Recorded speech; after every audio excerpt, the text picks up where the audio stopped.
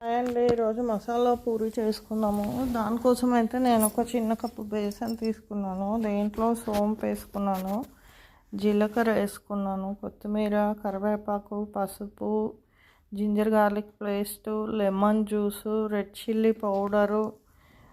మీరు కావాలంటే ఆమ్చూర్ వేసుకోవచ్చు. ఆమ్చూర్ ప్లేస్లో నేను లెమన్ వేసాను.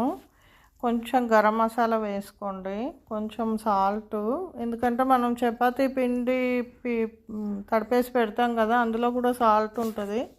సాల్ట్ మీరు చూసి వేసుకోండి.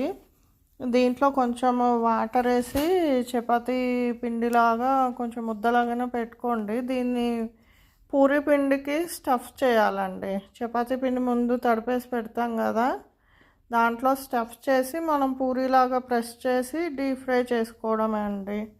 అంతే అండి. ఇవి మనం ఎక్కడైనా 1 వీక్ 10 డేస్ ట్రిప్పుకి పోయినా కానీ స్టోర్ ఉంటాయండి. 15 డేస్ షెల్ఫ్ లైఫ్ అండి. ఇది టేస్ట్ మాత్రం చాలా బాగుంటుందండి. మీరు మ్యాంగో పికిల్తో తినొచ్చు, పెరుగుతో తినొచ్చు. ఇంకా మేమైతే ఈ మ్యాంగోస్ వచ్చిన సీజన్లో మ్యాంగో జ్యూస్తో పాటు ఆమ్రస్ విత్ మసాలా పూరి అండి. ఇది చూడండి, ఇలా పొంగించుకోవాలి. 10 డేస్ షెల్ఫ్ లైఫ్ అండి. ఇవి ఏం ఖరాబ్ అవ్వవు.